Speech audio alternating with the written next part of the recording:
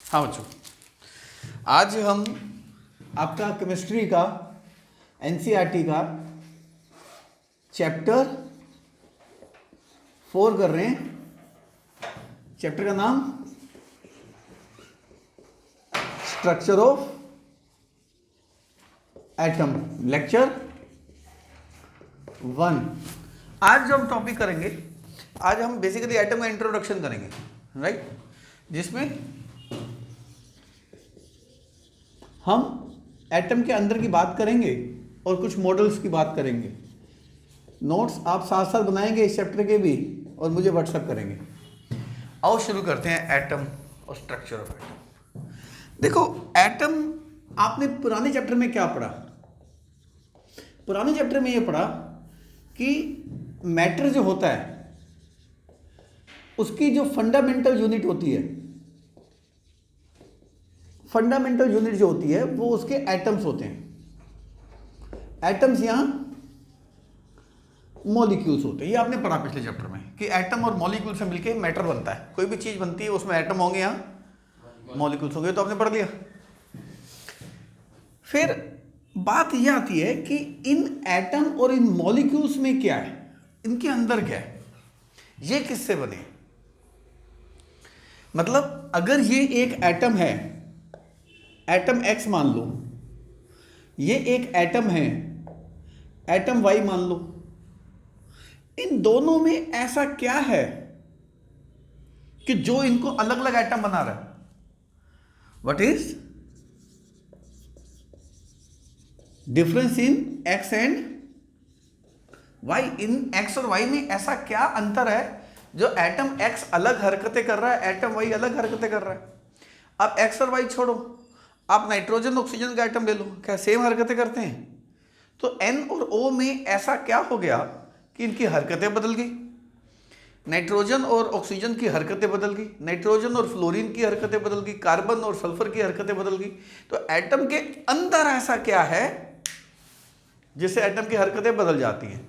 और एटम के अंदर ऐसा क्या है वो पता लगाना मुश्किल था। क्यों मुश्किल था, मैं आपको बताता हूं। क्योंकि आपने पिछले चैप्टर में डाल्टन थ्योरी पढ़ी। डाल्टन थ्योरी ने एक ऐसी बात कह दी जिसने पंगा कर दिया था।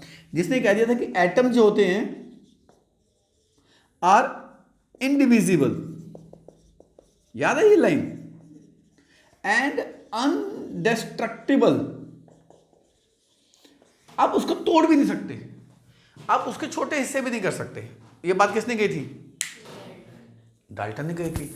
और एटम के अंदर की बात ही हमें कैसे पता चलेगी? क्योंकि डाल्टन ने ये बात कह दी थी कि हमें एटम के अंदर का हिस्सा नहीं पता चल सकता, एटम को आगे तोड़ नहीं सकते, एटम को आगे डिस्ट्रक्ट नहीं कर सकते, डिस्ट्रॉय नहीं कर सकते, एटम को हम आगे छोटे छोटे हिस्सों में तोड़ नहीं सकते। तो एटम के अंदर की हालात हमें पता कैसे चलेंगे जब एटम को तोड़ ही नहीं सकते? तो ये बात एक मिस्ट्री रही केमिस्ट्री में तभी लोग मिस्ट्री कहते हैं। तो एक पहेली बन के रह गई लोगों के लिए उस दौर में। साइंटिस्ट परेशान हो रहे थे एटम के अंदर है क्या। आप एक सिंपल सा एक्सपेरिमेंट करो, आपने शायद किया भी होगा, नहीं किया तो घर जाके आज ही करना। आप एक कोम्ब लो, इसको रब करो। किसके साथ रब करना है आपने इसको? बालों के साथ। कभी किया एक्सपेरिमेंट घर पे? स्केल के साथ किया होगा आपने। स्केल ले लो, तो कोम्ब या स्केल ले लो, उसको रब करो हेयर के साथ। जब उसको रब कर दोगे तो आप देखोगे ये कोम्ब, जो स्मॉल पेपर होंगे, पेपर के पीसेस होंगे, ये पेपर के पीसेस किसकी तरफ अट्रैक्ट होने लग जाएंगे और इसके साथ जाके चिपक जाते हैं। ऐसा आपने नोट किया? या आप एक ग्लास की रॉड ले लो, ग्लास की रॉड को रब करो सिल्क क्लॉथ के साथ। उसको रब करने के बाद आप देखो, आप बैलून लो, बैलून किसकी तरफ अट्रैक्ट हो जाएगा? इस रॉड की तरफ अट्रैक्ट हो जाएगा।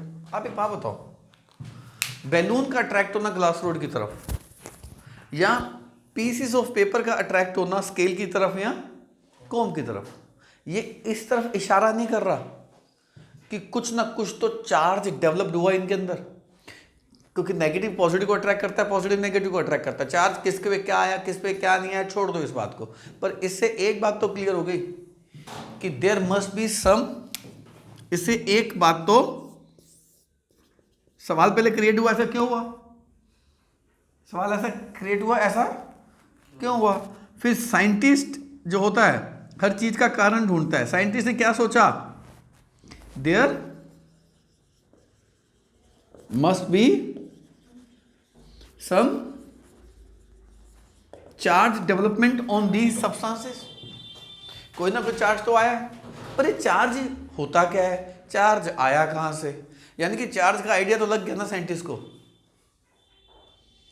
एटम के अंदर झांक के नहीं देख सकते, क्योंकि डाल्टन ने मना कर दिया था कि एटम को तोड़ नहीं सकते। आप कोई बड़ा साइंटिस्ट कह दे नहीं कर सकते, तो जैसे आपका टीचर कहते ये नहीं करना तो आप नहीं करते ना, बड़ी हिम्मत हो तो उसे पंगेबाजी लेनी हो तो उसकी आप बात को अगेंस्ट जाके उसको कोशिश करोगे, चल ट्राई करते हैं इसकी बात के अगेंस्ट जाके। अदरवाइज बड़े साइंटिस्ट को कौन तोड़ेगा, कहेगा छोड़ो बड़े साइंटिस्ट ने कह दिया। पर साइंस नहीं रुकती, साइंस नहीं थमती। आप देखते हो कि 10 साल पहले जो साइंस थी, आज की डेट में साइंस बदल गई है। आज के 50 साल बाद भी साइंस बदलेगी ना, तो साइंस नहीं थमती, साइंस चलती रही और सोच चलती रही। एक साइंटिस्ट आया जे थॉमसन,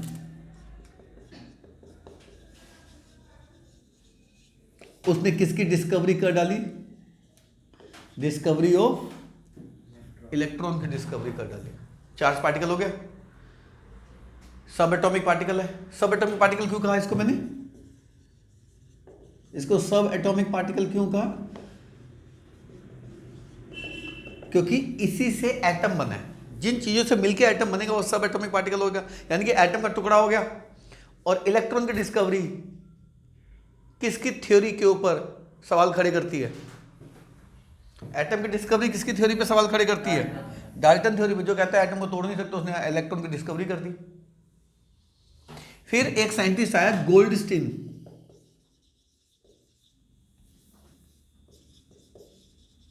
गोल्डस्टीन, उसने एक डिस्चार्ज ट्यूब ली। ये एक्सपेरिमेंट आपके सिलेबस में नहीं है, चिंता मत करना। डिस्चार्ज ट्यूब में इस तरफ उसने, ट्यूब के इस तरफ उसने पॉजिटिव टर्मिनल दिया और इस तरफ उसने नेगेटिव टर्मिनल दिया, सॉरी पॉजिटिव इधर नेगेटिव इधर दिया था उसने। नेगेटिव टर्मिनल को कैथोड कहते हैं, पॉजिटिव टर्मिनल को एनोड कहते हैं। ये आगे चल के आप पढ़ोगे, छोड़ दो उसने ये क्या किया, छोड़ दो। उसने एक नई रेडिएशन जनरेट कर दी, नई रेडिएशन जनरेट कर दी, यानी कि उसने डिस्कवरी करी किसकी, न्यू रेडिएशंस। कहां जनरेट करी, जनरेटेड इन डिस्चार्ज। आप कह सकते हैं सर डिस्चार्ज ट्यूब क्या होती है, कह सकते हैं। जो नॉर्मल ट्यूब देखी ना आपने, अब उसको डिस्चार्ज ट्यूब मान लो, ऐसी ही होती है, लगभग ऐसी होती है, ठीक है।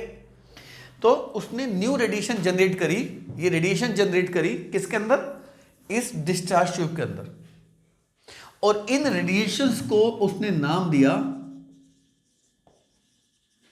कनाल रेस। कौन सा नाम दिया इसने, कनाल रेस। और ये कनाल रेस किसकी तरफ अट्रैक्ट हो रही है, जल्दी देखो, नेगेटिव की तरफ कौन अट्रैक्ट होता है, तो इन कनाल रेस पे चार्ज क्या होगा, पॉजिटिवली चार्ज होगा नहीं होगा। और इन पॉजिटिवली चार्ज कनाल रेस की मदद से डिस्कवरी हुई फाइनली, डिस्कवरी हुई फाइनली प्रोटॉन्स की। और प्रोटॉन पे चार्ज क्या था फिर बताओ, पॉजिटिव चार्ज। तो प्रोटॉन की डिस्कवरी कहां से हुई, कनाल रेस से हुई। कनाल रेस की डिस्कवरी किसने करी, गोल्डस्टीन ने करी। तो गोल्डस्टीन को श्रेय जाता है, क्रेडिट जाता है किसकी डिस्कवरी का, गोल्डस्टीन को किसका क्रेडिट जाएगा, प्रोटॉन की डिस्कवरी का क्रेडिट गोल्डस्टीन को जाता है। तो अगर आपसे पूछा जाए what are canal rays, canal rays के हैं, तो आप जब नोट्स बनाओगे घर जाके, तो मैं बोल रहा हूं लिखूंगा नहीं, घर जाके मेरी वीडियो से सुन के नोट्स बना लेना कि canal rays are canal rays are the radiations which are generated in discharge tube, travels towards negative charge of discharge tube and are positively charged in nature. These canal rays finally gives the discovery of protons. तो what are kanal raise कर लोगे, आपकी NCERT में question है कि कनाल raise क्या है। तो कनाल रेज में क्या कहते हैं, कनाल रेज वो रेज हैं जो कहाँ जनरेट होती हैं, डिस्चार्ज ट्यूब में किसकी तरफ ट्रेवल करती हैं, नेगेटिव। तो इन पे चार्ज क्या हो जाएगा, पॉजिटिव। बहुत बढ़िया, याद भी हो गया बच्चों को धीरे धीरे। उन पे चार्ज क्या हो जाएगा, पॉजिटिव। और इन पॉजिटिवली चार्ज रेडिएशंस ने किसकी डिस्कवरी करी फाइनली, प्रोटॉन्स की। ठीक है मेरे बच्चों, हालांकि इसकी डिटेल नहीं है, आपको मैं समझा सकता हूं। आप 11th में आएंगे, अगर साइंस लिया आपने तो प्रॉपर एक्सपेरिमेंट करके बताऊंगा कैसे उसने काम किया था। ठीक है, प्रॉपर करके बताऊंगा। ठीक है मेरे बच्चों, अब बात आ गई, अब हमारे पास दो सब एटॉमिक पार्टिकल आ गए। एक कौन आ गया, और एक कौन आ गया, प्रोटॉन। इन दोनों को मैं क्या कह सकता हूं, सब एटॉमिक पार्टिकल कह सकता हूं। और सब एटॉमिक पार्टिकल की डिस्कवरी किस थ्योरी के ऊपर सेटबैक थी, it was setback on Dalton's theory. अब एक बात को याद रखना जी आप, कि जो प्रोटॉन होता है और जो इलेक्ट्रॉन होता है, प्रोटॉन और इलेक्ट्रॉन में मास ऑफ प्रोटॉन ज्यादा होता है, लगभग 2000 टाइम्स ग्रेटर, ज्यादा किससे, यानी कि प्रोटॉन का मास किससे ज्यादा होगा, इलेक्ट्रॉन से। कितना ज्यादा होगा भाई, 2000 गुना। हालांकि अगर आप इसकी एग्जैक्ट वैल्यू चाहते हैं 1837 टाइम्स होता है, तो 1837 टाइम्स छोड़ दो, क्या याद कर लेना, लगभग 2000 गुना ज्यादा भारी है। यानी कि एक इलेक्ट्रॉन और एक प्रोटॉन मेरे पास पड़ा हुआ है, तो प्रोटॉन का मास इलेक्ट्रॉन के मुकाबले कितना भारी होगा, लगभग 2000 गुना ज्यादा भारी होगा। तो मैं कह सकता हूं इलेक्ट्रॉन का मास नेग्लिजिबल है। तो इलेक्ट्रॉन का मास मान सकता हूं नेग्लिजिबल मास, नेग्लिजिबल मास मान लें। पर ज्यादातर बच्चे पता क्या सोचते हैं, ज्यादातर बच्चे सोचते हैं कि इलेक्ट्रॉन और प्रोटॉन का मास बराबर होता होगा। ऐसा नहीं है, ऐसा नहीं। ज्यादातर बच्चे सोचते हैं कि एक एटम में 2 प्रोटॉन है 2 इलेक्ट्रॉन है, तो 2 इलेक्ट्रॉन और 2 प्रोटॉन का मास सेम है। नहीं, मास सेम नहीं होता। प्रोटॉन का मास 2000 गुना ज्यादा होता है, तो 2 प्रोटॉन का मास 4000 ज्यादा हो जाएगा 2 इलेक्ट्रॉन के मुकाबले। तो इलेक्ट्रॉन नेग्लिजिबल मास के हो गए, नहीं हो गए। आप एक बात बताओ, अगर आपके हाथ में 2 किलो आम है और आपके पास सिर्फ 1 ग्राम कोई टॉफी पड़ी है, तो आपके हाथ से उस टॉफी को मैं उठा लूं, आपकी आंखें बंद पड़ी है, 2000 ग्राम आपके हाथ में, 2000 ग्राम, 2 किलो आम आपके हाथ में पड़े हुए हैं, और उसमें एक टॉफी उठा लूं, टॉफी निकाल लूं 1 ग्राम की, आपको महसूस होगा टॉफी उठाई, टॉफी निकाली है। यानी कि टॉफी का मास 2000 के मुकाबले क्या हो गया, नेग्लिजिबल हो गया, नहीं हो गया। तो इलेक्ट्रॉन का मास किसके मुकाबले नेग्लिजिबल हो गया, प्रोटॉन के मुकाबले नेग्लिजिबल हो गया। हाँ, प्रोटॉन पे हम 1 यूनिट मास बोलते हैं। 1 यूनिट मास का मतलब क्या हो गया, अगर किसी एटम में 4 प्रोटॉन्स होंगे तो उसका मास कितना माना जाएगा, 4 यूनिट मास। याद आया कुछ, तो 4 प्रोटॉन का मास कितना मान लेंगे, 4 यूनिट मास। पर इलेक्ट्रॉन का मास कितना मानेंगे, नेग्लिजिबल। इलेक्ट्रॉन का मास एटम में क्या माना जाता है, नेग्लिजिबल।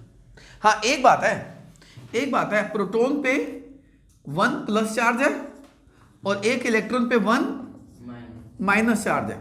यानी कि 1 माइनस चार्ज है और इस पे 1 प्लस चार्ज है। यानी कि एक एटम में मान लो 10 प्रोटॉन है और 10 इलेक्ट्रॉन है, तो नेट चार्ज कितना होगा उसके ऊपर,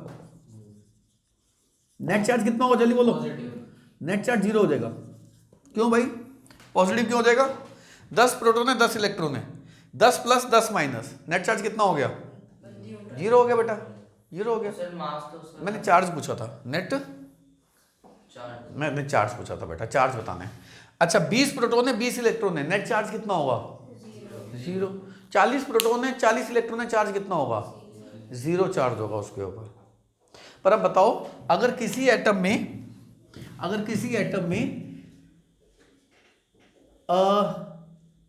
17 प्रोटॉन है और 18 इलेक्ट्रॉन है, किसी एक्स में 17 प्रोटॉन है और 18 इलेक्ट्रॉन है, तो नेट चार्ज कितना होगा उसके ऊपर? -1 चार्ज होगा। तो उसको कैसे लिखेंगे? x -1 charge. समझ आ गया? और अगर किसी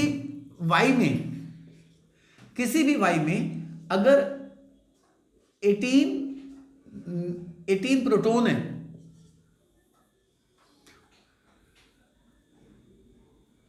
वो प्रोटॉन 18 कर देते हैं, मैंने प्रोटॉन बढ़ाने हैं, प्रोटॉन 17 18। हाँ, अगर 20 प्रोटॉन है और 18 इलेक्ट्रॉन है, अब बताओ इस पे नेट चार्ज कितना होगा? बोलो। +1 +2 -1 -2, क्योंकि प्रोटॉन 2 ज्यादा है और एक प्रोटॉन पे चार्ज कितना होता है? +1, तो नेट चार्ज कितना हो जाएगा? +2। तो आप इस y को कैसे शो करेंगे? +2। समझ आ गई बात जी? या 2+? क्लियर है? पर अगर जिसमें जितने प्रोटॉन है उतने इलेक्ट्रॉन है, तो नेट चार्ज कितना होगा उस पर? जल्दी बोलो। 0। हाँ, मास तो प्रोटॉन का ज्यादा होता है। तो आप बताओ, अगर इसमें 20 प्रोटॉन है 18 इलेक्ट्रॉन है, तो मास कितना होगा? 20 यूनिट, क्योंकि एक प्रोटॉन पे कितना चार्ज है? 1 यूनिट। तो 20 प्रोटॉन पे चार्ज कितना होगा? 20 यूनिट। इलेक्ट्रॉन का मास क्या मान लेते हैं? नेग्लिजिबल। 17 प्रोटॉन है 18 इलेक्ट्रॉन है, टोटल मास कितना होगा? 17 यूनिट। इलेक्ट्रॉन का मास तो नेग्लिजिबल होता है। मास की बात करेंगे तो मास की, जब चार्ज की बात करेंगे चार्ज बराबर होता है। तो बहुत से बच्चे पता क्या सोचते हैं बच्चों? बहुत से बच्चे ये सोचते हैं कि इलेक्ट्रॉन और प्रोटॉन का चार्ज ऑपोजिट है, तो शायद मास भी बराबर होगा। मास कभी बराबर नहीं होता, क्योंकि प्रोटॉन कंट्रोलिंग यूनिट होता है। प्रोटॉन किसको कंट्रोल करता है अपने अराउंड? बोलो बोलो बोलो। इलेक्ट्रॉन को कंट्रोल करता है। और कंट्रोलिंग यूनिट अगर तगड़ा नहीं होगा, कंट्रोल करने वाला अगर तगड़ा नहीं होगा, तो जिसको कंट्रोल करना है उसके कभी काबू में नहीं आएगा। तो काबू करने वाला हमेशा हल्का होना चाहिए, जिसको काबू करना है, और जो काबू करने वाला है वो हमेशा तगड़ा होना चाहिए। आप एक बात बताओ, अर्थ को कौन कंट्रोल कर रहा है? सन। तो सन अर्थ से तगड़ा है नहीं है? तगड़ा है नहीं है? अगर अर्थ सन के बराबर होती तो अर्थ सन के काबू आती? कभी ना आती। तो आप बताओ, प्रोटॉन को कंट्रोल करने किसको? इलेक्ट्रॉन को। तो प्रोटॉन को तगड़ा होना पड़ेगा नहीं होना पड़ेगा? प्रोटॉन का मास ज्यादा होना पड़ेगा नहीं होना पड़ेगा? और कितना मास ज्यादा उसका? 2000 टाइम्स ज्यादा मास है। और सोचो, अगर प्रोटॉन का मास और इलेक्ट्रॉन का मास बराबर होता तो इलेक्ट्रॉन का भी प्रोटॉन के काबू आता? कभी ना आता। कंट्रोल करने वाला अगर तगड़ा नहीं होगा तो दूसरा तो उसका फायदा उठा के भाग जाएगा। आपको क्लास में टीचर पावरफुल चाहिए। अगर टीचर पावरफुल नहीं होगा तो क्या बच्चों को काबू करेगा? तो टीचर को कई गुना ज़्यादा पावरफुल होना पड़ता है, तब जाके वो बच्चों को कंट्रोल करेगा, नहीं तो बच्चे उत्पात मचा देंगे क्लास में। समझ में आ गया? तो प्रोटॉन लॉजिक, अब लॉजिक याद रहेगा कि प्रोटॉन इलेक्ट्रॉन के मुकाबले बराबर मास का होगा, डिफरेंट मास का होगा। डिफरेंट मास का डिफरेंट मास में कितना डिफरेंट होगा? 2000 टाइम्स ज्यादा मास होगा। पॉज करो, आगे बढ़ते हैं। देखिए जी, अब डिफरेंट मॉडल्स आए एटम को एक्सप्लेन करने वाले। सबसे पहले आया J Thomson model of an atom. इसने पता क्या कहा? इसने कहा कि एटम जो है स्फेरिकल क्लाउड है। एटम स्फेरिकल क्लाउड है किसका? पॉजिटिव चार्ज का। मतलब पॉजिटिव चार्ज उसमें भरा हुआ है, पॉजिटिव चार्ज उसमें भरा हुआ है, यानी कि it is a cloud of positive charge. और इस पॉजिटिव चार्ज के क्लाउड में कौन इक्वली डिस्ट्रीब्यूटेड है? Electrons are equally distributed in it, equally embedded in it. उसने इस मॉडल को कंपेयर किया विद वाटरमेलन। वाटरमेलन में आप दो चीजें देखते हैं, एक रेड एडिबल पार्ट होता है, रेड एडिबल पार्ट होता है, और एक क्या देखते हैं आप, ब्लैक कलर के सीड। सीडलेस फ्रूट है या सीड वाला फ्रूट है? सीड वाला फ्रूट है। तो सीड और सीडलेस, तो एक उसमें रेड एडिबल पार्ट होता है और एक उसमें सीड्स होते हैं। तो उसने रेड एडिबल पार्ट को किससे कंपेयर किया, और उसने सीड को किससे कंपेयर किया, और सीड इक्वली डिस्ट्रीब्यूटेड होते हैं उसके अंदर। हालांकि उस मॉडल को उसने प्लम पुडिंग मॉडल, पुडिंग से भी कंपेयर किया।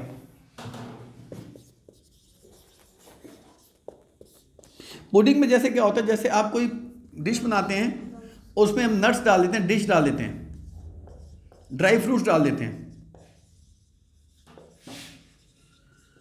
तो ड्राई फ्रूट्स को उसने किससे कंपेयर कर दिया, और उस डिश से जो पुडिंग बनाई उसको किससे कंपेयर कर दिया, पॉजिटिव चार्ज से। समझ में आ गई बात? तो जैसे केक होता है, केक में आप कोई ड्राई फ्रूट्स डाल दें, या खीर बनाते हैं उसमें ड्राई फ्रूट्स डाल दें, तो ड्राई फ्रूट क्या होगी, इलेक्ट्रॉन, और जो डिश होगी वो क्या होगी, पॉजिटिव चार्ज होगी। सिंपल सा मॉडल था, उसने बताया। तो आपसे थॉमसन मॉडल आएगा तो क्या लिखोगे, Thompson model of an atom, आप लिखेंगे atom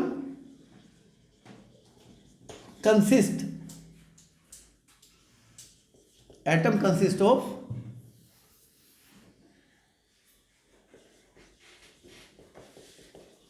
positively charged sphere with electrons are embedded in, उसके अंदर इलेक्ट्रॉन्स क्या है, एम्बेडेड है, उसके अंदर घुसे हुए हैं पॉजिटिव चार्ज के अंदर। पहला पॉइंट क्लियर है। सेकंड पॉइंट उसने ये कहा कि जो नेगेटिव और पॉजिटिव चार्ज है वो बराबर है। अगर वही बात आ गई, +20 -20 तो न्यूट्रल हो गया, +10 -10 न्यूट्रल हो गया। यानी कि उसने क्या कहा सेकंड पॉइंट में, magnitude of positive and negative charge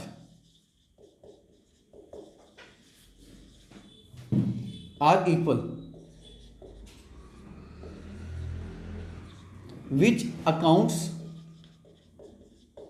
for electrically neutral nature of atom।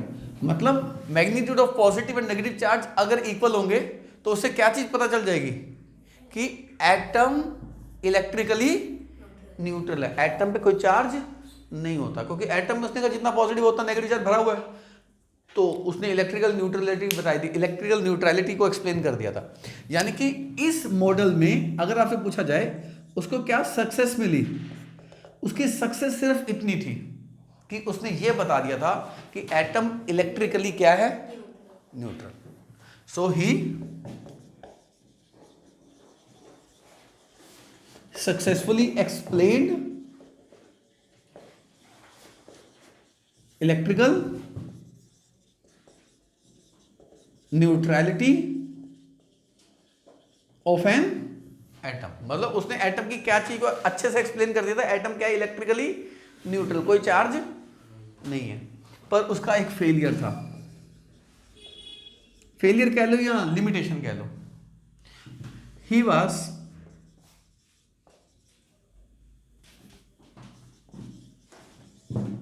unable to explain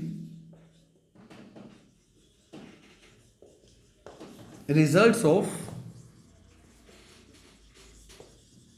Rutherford model. यानी कि एक साइंटिस्ट था, उसका नाम था रदरफोर्ड।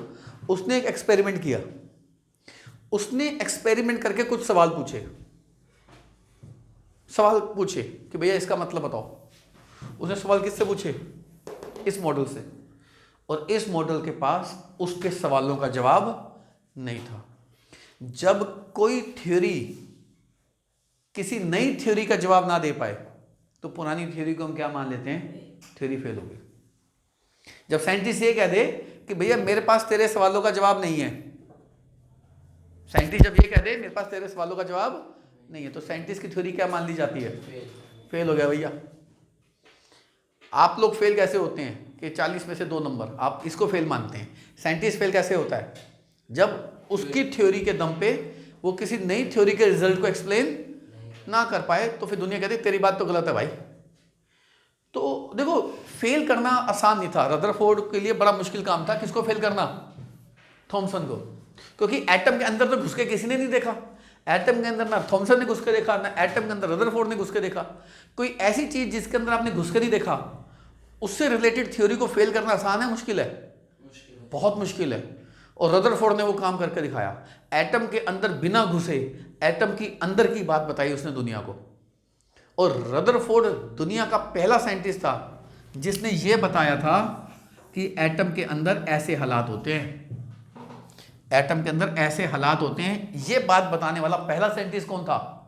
पहला साइंटिस्ट रदरफोर्ड था। और एटम के अंदर बिना झांके, एटम की बिना फोटो लिए, उस जमाने में फोटोग्राफ का, अब तो स्कैनिंग ट्यूनलिंग माइक्रोस्कोपी STM आ गई है, स्कैनिंग ट्यूनलिंग माइक्रोस्कोपी आ गई है, उससे आप एटम के अंदर की फोटो ले सकते हो।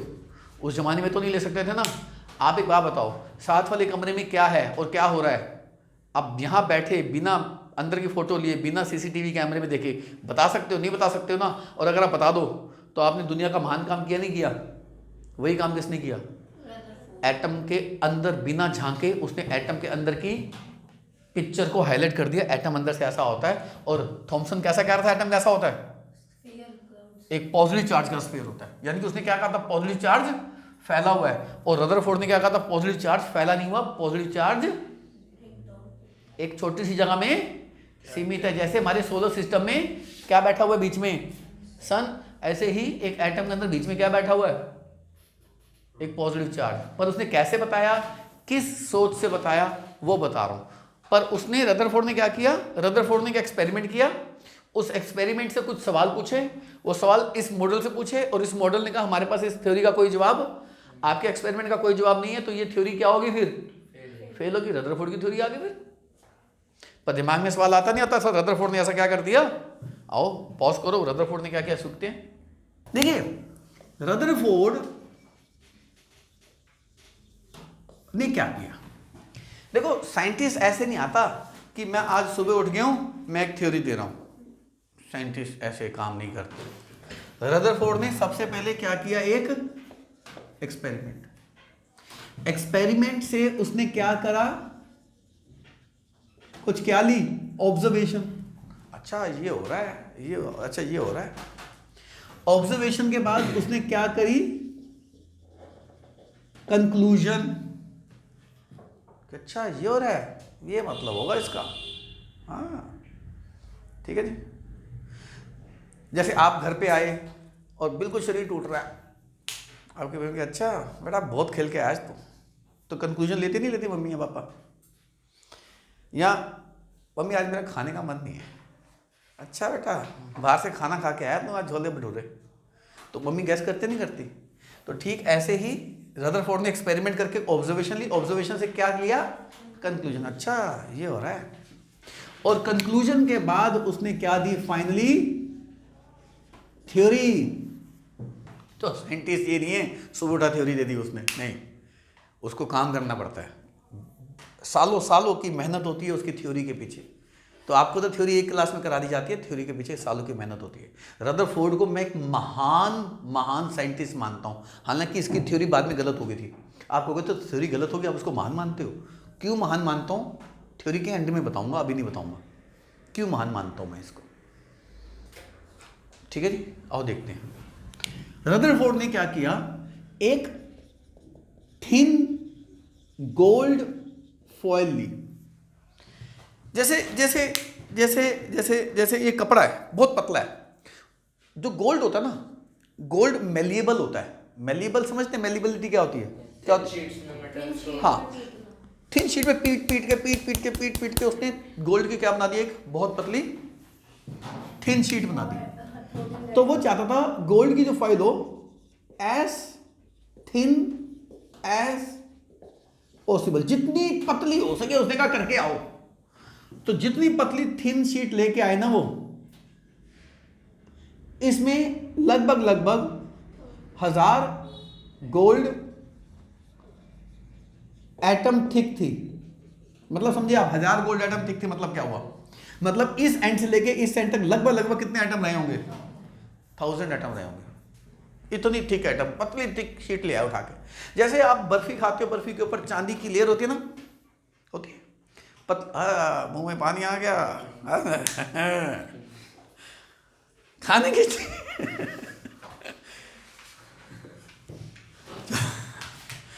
खाने की आइटम की बात करो तो मुंह में पानी आ गया।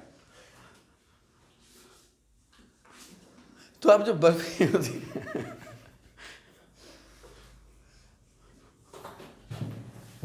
तो जो बर्फी होती है उसके ऊपर थिन पतली लेयर होती है, मोटी होती है पतली होती है, आप उसको उठाओगे ना फट जाएगी वो, ठीक है ना। तो उसने थिन गोल्ड फॉइल ली, उसमें लगभग कितने एटम थे, 1000 गोल्ड एटम थिक ली उसने गोल्ड की शीट। क्यों ली बताऊंगा, पतली करना चाहता था। आपसे पूछे why he prefer as a gold foil, because gold foil is malleable and can be made as thin as possible. जितना थिन कर सकते कर दो उसको। और उसमें कितनी थिक थी वो, 1000 एटम थिक थी वो। उसने एक चीज और ली, अरे एक्सपेरिमेंट के लिए सामान नहीं चाहिए होता। आपके टीचर कहते हैं घर में जाओ मॉडल बनाओ, तो आप सामान तैयारी नहीं करते, ये सामान ले आओ, ये कार्डबोर्ड ले आओ, ये पिन ले आओ, ये कलर ले आओ, तो तैयारी नहीं करनी, उससे तैयारी कर रहा है उसकी। उसने क्या लिया, एक अल्फा पार्टिकल का सोर्स लिया, मतलब एक ऐसी चीज ली जो किसको एमिट करती है, अल्फा पार्टिकल निकालती है। हालांकि वो जो सोर्स था वो रेडियो एक्टिव था, रेडियो एक्टिव सब्सटेंस लिया उसने। रेडियो एक्टिव सब्सटेंस वो लिया जो क्या छोड़ता था, विच एमिट्स क्या, अल्फा पार्टिकल। आपके मन में आ रहा होगा सर अल्फा पार्टिकल क्या होता है। अल्फा पार्टिकल में 2 यूनिट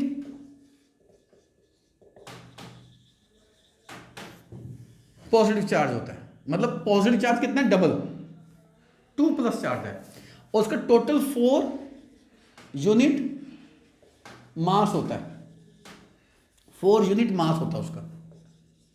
आप कहोगे सर चीजें 4 है, चार्ज 2 है। बेसिकली उसमें 2 प्रोटॉन होते हैं और 2 न्यूट्रॉन होते हैं। यानी कि जिसको डार्क किया ये प्रोटॉन मान लो, जिसको डार्क नहीं किया उसको न्यूट्रॉन मान लो। और न्यूट्रॉन जो होता है वो 9, इस पर कोई भी चार्ज। आपको मैं बता देता हूं, जो न्यूट्रॉन की डिस्कवरी थी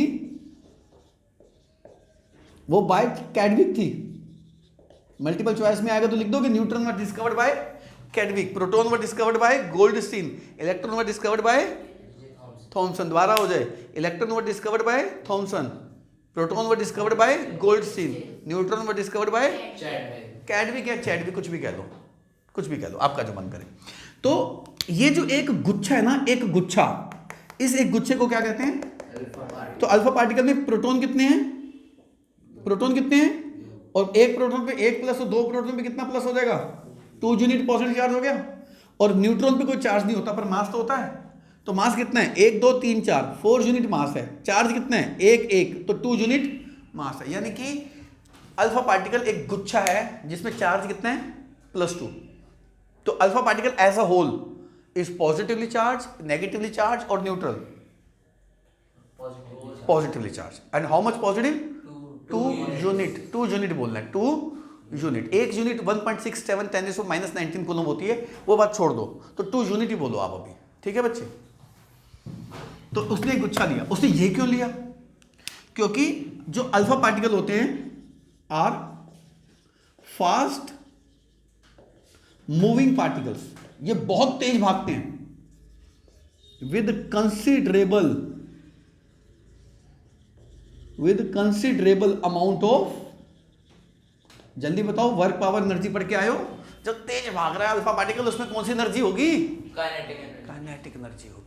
और उसका मास देख रहे हो ज्यादा है, मास देख रहे हो कितना मास है, 1 2, तो उसका मास ज्यादा है, तो उसकी काइनेटिक एनर्जी ज्यादा होगी कम होगी, बहुत ज्यादा हो जाएगी। तो उसकी चालाकी देख रहे हो, क्या चीज ले रहा हो, एक ऐसी चीज फेंक रहा है गोल्ड की शीट पे जिसका मास बहुत ज्यादा है, उसमें काइनेटिक एनर्जी बहुत ज्यादा होगी। समझ में आ गई बात। तो अगर आपसे पूछा जाए why he prefer to choose alpha particle, तो because alpha particle is a unit is a collection of 2 unit positive charge and 4 unit mass, and it results in its very high amount of energy and it is very fast moving particle. बहुत तेज भागता है, बहुत तेज भागता है. अगर मैं एक पत्थर लूँ और मैंने शीशा तोड़ना है तो पत्थर भारी लूंगा हल्का लूंगा? भारी पत्थर लूंगा, शीशा तोड़ता हूँ, पेनिट्रेट करता भाग जाएगा. और अगर मिट्टी का कंकड़ लूँ, मिट्टी का कंकड़ यहाँ से गन से फेंक उठा, छेद कर देगा उसमें, गिर के टूट जाएगा. तो उसने ऐसी चीज लेनी थी जो किस पे टकरानी थी, उसने गोल्ड की शीट पे. तो गोल्ड की शीट पे टकराने के लिए उसको मजबूत चीज चाहिए थी, हल्की चीज चाहिए थी, मजबूत. और मजबूत चीज क्या मिली उसको? Alpha particle. अल्फा पार्टिकल किससे निकलता था? रेडियो एक्टिव सब्सटेंस से निकलता. रेडिएशन छोड़ने वाले को रेडियो एक्टिव पार्टिकल कहते हैं. पोलोनियम. कैंसर होता है उससे, वो बात छोड़ दो, आगे की बात समझाऊंगा आपको. आपके साथ मैं एक वीडियो शेयर करूंगा 11th क्लास की, आप वो वीडियो घर जाके जरूर देखना. पहले ये वीडियो देखना, फिर एक 11th क्लास की वीडियो शेयर करूंगा, वो देखना. आपको बहुत अच्छे से रदरफोर्ड समझाऊंगा. थोड़ा हाई लेवल का है, आपको आपकी 9th लेवल का समझा रहा हूँ, अभी हाई लेवल का नहीं बता रहा. क्योंकि आप में से कई बच्चे कहते हैं मैंने साइंस लेनी, मैं क्यों देखूँ? तो आपका मन करता है वो वीडियो देखना, 11th क्लास की, छोड़ दो उसको. ये उसने देखा, ठीक है. अब उसने क्या किया, ठीक है. अब वीडियो पॉज मत करना, मैं इसको इरेज कर रहा हूँ. आप जो नोट कर रहे हैं पॉज करके नोट बना ले. मैं आगे मूव कर रहा हूँ. 1 2 3 आगे भागते हैं. देखो अब उसने क्या किया, इन वीडियो पॉज करना बेटा, नीचे कोचिंग कर. देखिए अब हमने ये एटम्स बनाए हैं, राइट. हमने एज्यूम कर लिया एटम्स हैं, हालांकि उसको पहले नहीं पता था एटम ऐसे होते हैं, उसने बाद में सोचा एटम ऐसे होते होंगे. तो आगे की सोच इसने हमने पहले दिखा दिया, एटम ऐसे हैं. उसने यहां से किसकी बम्बार्डमेंट करी? अल्फा पार्टिकल की. अल्फा पार्टिकल आए गए, आए. अल्फा को कैसे लिखते हैं? ऐसे. अल्फा को ऐसे लिखते हैं 2 4, 2 unit charge 4 unit mass. Alpha आया गया, अल्फा आया गया, अल्फा आया गया, अल्फा आया गया, अल्फा आया गया. यानी कि उसने क्या देखा कि गोल्ड की शीट में से मैक्सिमम अल्फा पार्टिकल सीधे उसको पेनिट्रेट करते हुए, चीरते हुए चले गए. उसने चीरना तो था ही ना, हाई एनर्जी थी ना उसकी, अभी तो बताया हाई एनर्जी थी, हाई काइनेटिक एनर्जी थी, 4 यूनिट मास था, भागता हुआ है, चीरता हुआ चला गया उसको. यानी कि एटम के अंदर से अल्फा पार्टिकल चीरते हुए चला गया. उसको रोकने वाला कोई नहीं था, उसको रोकने वाला कोई नहीं था. कुछ अल्फा पार्टिकल ऐसे भी थे जो न्यूक्लियस की तरफ आ रहे थे, न्यूक्लियस की तरफ आ रहे थे, न्यूक्लियस की तरफ आ रहे थे, और न्यूक्लियस ने उनको पॉजिटिव रिपेल ईच अदर, तो न्यूक्लियस ने उन्हें रिपेल कर दिया. पर ये ज्यादा थे कम थे? कम थे. आपको तो 2-3 और दिखा देता हूं. जैसे ये अल्फा पार्टिकल आ रहा था, इसने रिपेल किया, भाग गया इधर. तो ये जो रिपल्शन थोड़ी सी हुई, डेविएशन जो हुई, ज्यादा थे कम थे? ये बहुत कम थे. और बहुत कम, कुछ बहुत ही कम, मतलब 12,000 में एक. ये तो मैंने अभी सिर्फ 10-15 दिखाई है, वैसे तो असूलन 10-15 में दिखानी नहीं चाहिए. 12,000 ऐसी लाइन बनाऊंगा तो उसमें से एक लाइन पता कैसी थी? ऐसी, न्यूक्लियस के सीध में जा रही थी, वापिस आ गई, बैक टू पवेलियन, सीधा खेलने गया, वापिस मैदान में वापिस बाहर आ गया. ऐसे कितने थे? 1 in, तो यानी कि मैंने तो 7-8 लाइनें दिखाई हैं. 7-8 लाइनों में तो मुझको दिखाना नहीं चाहिए कि एक वापस आ गया. अगर मैं ऐसी 12,000 लाइनें खींचता तो उसमें से एक को वापस जाना पड़ता. ये उसने ऑब्जर्वेशन ली. यानी कि उसने क्या देखा, सबसे पहले एक्सपेरिमेंट में गोल्ड फॉइल ली, अल्फा पार्टिकल लिया, रेडियो एक्टिव सब्सटेंस लिया, सब कुछ लिया. फिर उसने ऑब्जर्वेशन क्या ली? What observation did he take? Observation ध्यान से सुन लो, लिखनी हो घर जाके लिख लेना. He observed that, first he observed that most of the alpha particles penetrate मतलब चीरते हुए, most of the alpha particle penetrate the gold foil without getting any deflection. जैसे आए वैसे गए, जैसे आए वैसे गए. पहली ऑब्जर्वेशन समझ में आ गई, क्या देखी उसने? दूसरी ऑब्जर्वेशन, ये ऑब्जर्वेशन बता रहा हूं आपको. दूसरी ऑब्जर्वेशन पता क्या लिखी? कि बहुत कम अल्फा पार्टिकल क्या हुए? डिफ्लेक्ट हुए. इनको क्या कहते हैं? डिफ्लेक्ट हुए, डिफ्लेक्शन हुई. तो आप क्या लिखेंगे? Some of alpha particles gets deflected gets deflected to a small angle, ज्यादा नहीं, थोड़े बहुत। तीसरी ऑब्जर्वेशन बड़ी इंटरेस्टिंग है, very few alpha particles, bracket में क्या लिखेंगे, 1 in 12,000, very few alpha particles gets deflected back at an angle of 180 degree. जो बोला है ध्यान से सुन लिया, वीडियो पॉज करके लिख लेना सारे कुछ। ये उसकी क्या थी, 3 ऑब्जर्वेशन।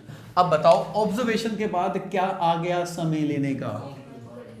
अब जैसे आप घर आए, आपके कपड़े फटे हुए, गंदे, मिट्टी से लगे हुए हैं, आपकी मम्मी ने ऑब्जर्वेशन ली, फिर क्या लेते मम्मी उसके बाद, कंक्लूजन। कंक्लूजन क्या होती है, आज तो सारा दिन खेल के आया मैदान में, होती नहीं होती। फिर उसके बाद पिटाई, थ्योरी होती है नहीं, थ्योरी आज तक थ्योरी देती हूँ मैं। तो अब उसने ऑब्जर्वेशन तो ले ली, ऑब्जर्वेशन के बाद क्या बारी थी, कंक्लूजन। उसने सोचा कि शायद एटम में मैक्सिमम स्पेस क्या होता है, खाली होता है। तभी तो उस अल्फा को कोई रोकने वाला नहीं था। मैक्सिमम स्पेस क्या होता है, खाली, तभी तो उसको कोई रोकने वाला नहीं था। अभी आपको मेरी बात समझ में आएगी।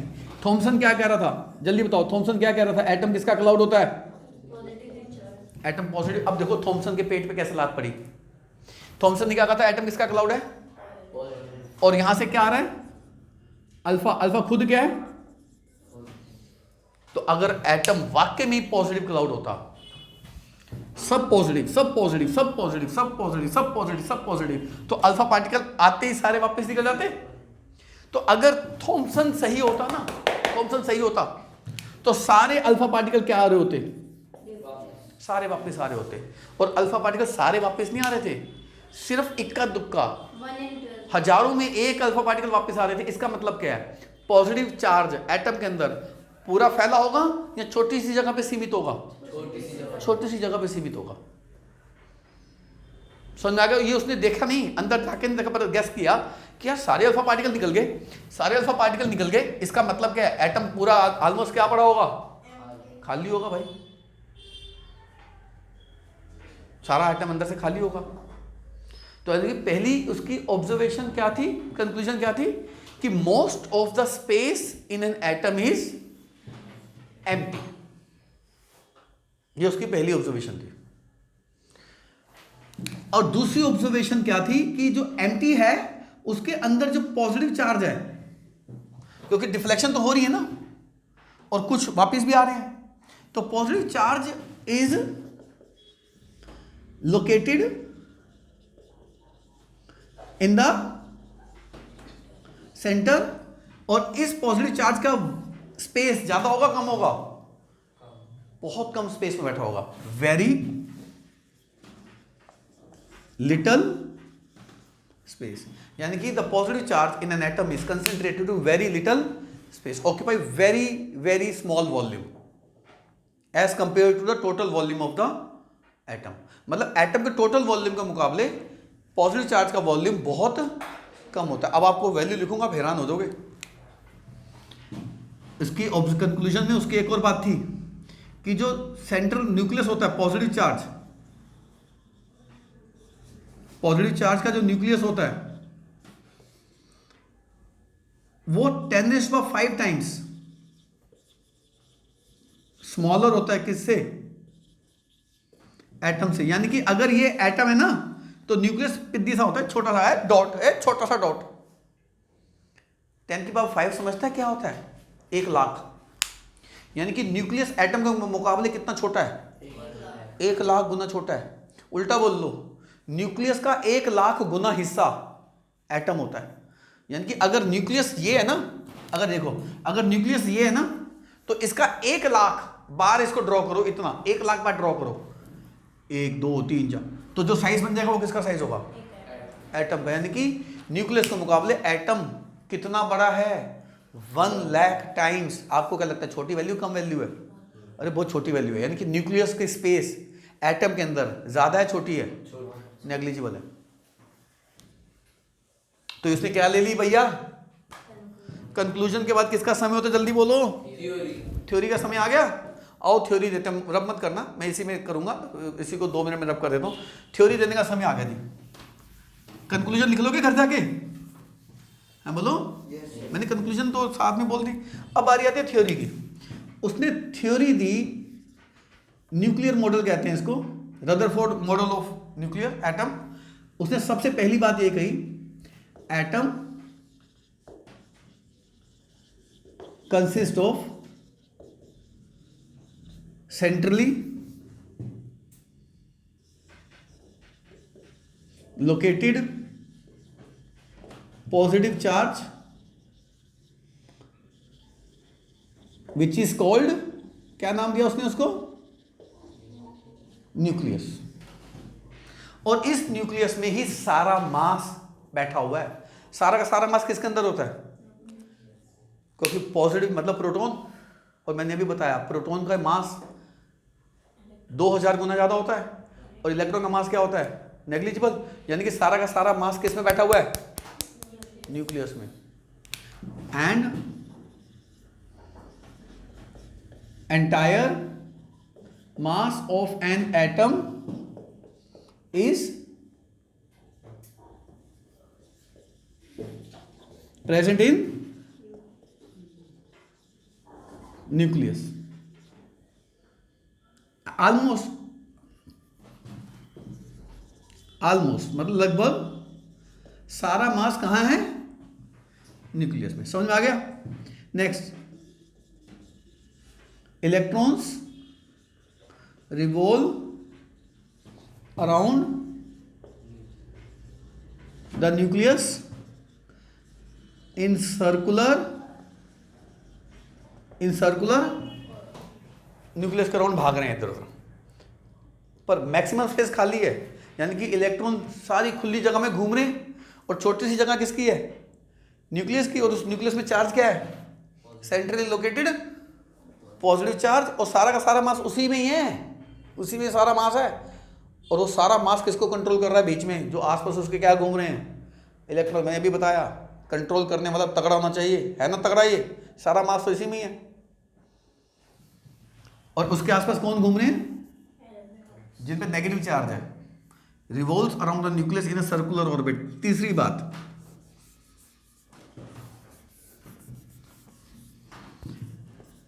Volume occupied by the nucleus is almost negligible as compared to volume of volume या साइज एक ही बात है। यानी कि size of nucleus is almost negligible as compare to size of atom के मुकाबले न्यूक्लियस का साइज नेग्लिजिबल है। और आप जानते हैं स्कूलों में टीचर सबसे गलत डायग्राम क्या बनाते हैं? स्कूलों में टीचर घुसते ही क्या बनाते हैं? बेटा ये एटम, ये न्यूक्लियस। ये सबसे बड़ा झूठ है जो क्लासेस में बोला जाता है। न्यूक्लियस इतना बड़ा नहीं होता। अगर ये एटम है तो न्यूक्लियस लगभग क्या होगा? छोटा सा डॉट। इससे भी छोटा होता है डॉट, तो फिर भी बनाना है आपको दिखाने के लिए। इससे भी छोटा होता है क्योंकि इससे 1 लाख गुना ये एटम होगा। तो 1 लाख गुना एटम होगा तो ये तो और बड़ा बनना चाहिए, नहीं बनना चाहिए? तो इसका 1 लाख क्या होगा? इसका 1 लाख दीवार छोटी पड़ जाएगी। अगर न्यूक्लियस ये बनाना है तो इसका 1 लाख गुना, आप बताओ इसके 1 लाख गुना क्या होगा? दीवार छोटी नहीं पड़ जाएगी?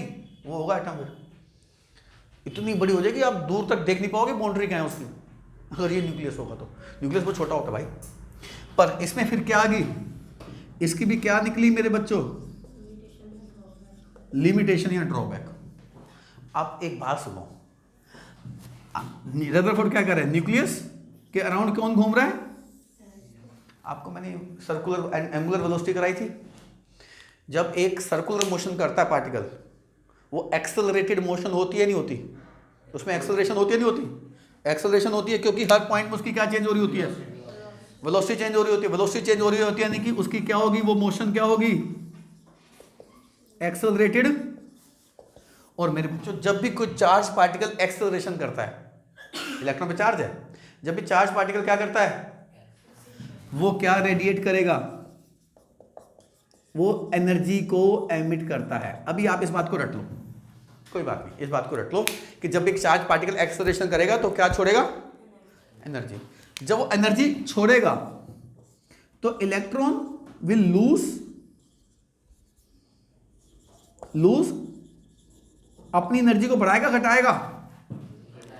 एक बात बताओ, अगर मैं अपनी जेब में मनी है उसको लूज कर रहा हूं तो मेरी जेब की मनी बढ़ेगी घटेगी? घटेगी। इलेक्ट्रॉन अपनी एनर्जी लूज कर रहा है। लूज क्यों कर रहा है? क्योंकि वो एक्सेलरेशन कर रहा है। एक्सेलरेशन क्यों कर रहा है? क्योंकि वो सर्कुलर मोशन कर रहा है। सर्कुलर मोशन में तो एक्सेलरेशन होगी। अगर एक्सेलरेशन होगी तो उसको एनर्जी छोड़नी होगी। एनर्जी छोड़ेगा तो उसकी एनर्जी बढ़ेगी घटेगी? घटेगी। यानी कि एक चक्कर काटने के बाद उसकी एनर्जी कम हो जाएगी। एनर्जी कम हो जाएगी तो वो पास आ जाएगा। फिर एक चक्कर काटा, एनर्जी छोड़ी तो एनर्जी कम होगी, और पास आ जाएगा, और पास आ जाएगा, और पास आ जाएगा, और पास आ जाएगा, और अल्टीमेटली किस में गिर जाएगा? न्यूक्लियस में। ऐसा नहीं होता, ऐसा नहीं होता। इलेक्ट्रॉन न्यूक्लियस में कभी नहीं गिरता।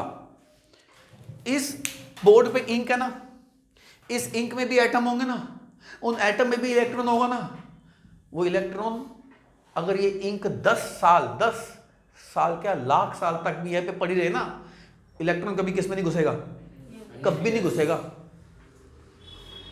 ये धरती करोड़ों अरबों सालों पुरानी है, एटम से बनी है। क्या कोई ऐसा एटम होगा इस धरती पे जिसका इलेक्ट्रॉन न्यूक्लियस में घुस गया हो? नहीं घुसा होगा।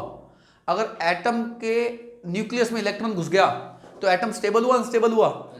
अनस्टेबल। बहुत बड़े शब्द बोला, अनस्टेबल हुआ। और एटम इस धरती की सबसे स्टेबल चीज है। एटम बहुत स्टेबल है। एटम में इलेक्ट्रॉन कभी भी किसमें नहीं घुसता? न्यूक्लियस। तो अगर रदरफोर्ड को मैं सही मान लूं तो रदरफोर्ड के हिसाब से तो इलेक्ट्रॉन किसमें घुस जाता है? यानी कि रदरफोर्ड के हिसाब से एटम स्टेबल हुआ अनस्टेबल हुआ? यानी कि रदरफोर्ड एटम को स्टेबल नहीं एक्सप्लेन कर पाया। उसके हिसाब से एटम क्या होता है? अनस्टेबल होता है। तो लिमिटेशन बोल रहा हूं, घर पे जब नोट्स बनाओगे मुझे व्हाट्सएप करोगे तो मुझको भेजना। मैं लिमिटेशन बोल रहा हूं। According to Rutherford, electron revolves around the nucleus in a circular motion and hence it must have some acceleration. Due to accelerated motion, it will emits energy and hence will lose energy after each revolution. So after each revolution it will comes closer to the nucleus and will ultimately falls into nucleus. Ultimately किस में गिर जाएगा? Nucleus में. That is so, and ultimately falls into nucleus, which is not possible. That is, Rutherford was unable to explain the stability of an atom. Rutherford atom की stability को explain नहीं कर पाया। हालांकि उसने एक और बात बोली थी कि एटम सोलर सिस्टम की तरह होता है, कि न्यूक्लियस सन की तरह होता है और इलेक्ट्रॉन प्रोटॉन की तरह, इलेक्ट्रॉन प्लैनेट्स की तरह होते हैं। पर यह भी बात गलत हो गई क्योंकि प्लैनेट्स और सन में कोई चार्ज नहीं होता और न्यूक्लियस और इलेक्ट्रॉन पे कोई चार्ज होता है। तो ये भी उसकी एक कमी मानी गई थी कि उसने इलेक्ट्रॉन को और प्रोटॉन को सोलर सिस्टम से कंपेयर कर दिया था। हालांकि solar system do not contain any charged body. Solar system में कोई भी बॉडी नहीं होती जिसपे कुछ चार्ज हो। समझ में आ गई बात? तो रदरफोर्ड थ्योरी में क्या क्या करना है? एक्सपेरिमेंट में क्या क्या लिया वो पता होना चाहिए, क्यों लिया पता होना चाहिए, ऑब्जर्वेशन तीनों लिखवा दी, रटी होनी चाहिए, कंक्लूजन क्या लिया उसने वो पता होना चाहिए, फाइनली उसने क्या दी थ्योरी पता होनी चाहिए, और उसकी लिमिटेशन मैंने बोल दी, मैंने लिखी नहीं बोर्ड पे, जगह नहीं थी, ये तो मैं लिख देता। लिमिटेशन भी आप इसकी लिखेंगे? एक लिमिटेशन क्या लिख लेंगे? Second limitation, he compared the structure of an atom with the solar system, but solar system do not contain any charged bodies whereas atom consist of charged body. तो ये कंपैरिजन सही था गलत था? गलत ही था ना। हाँ बेटा आप डाउट बोलो। सन में तो आयंस होते हैं, वो तो चार्ज सन की as a body, as a whole तो न्यूट्रल है ना।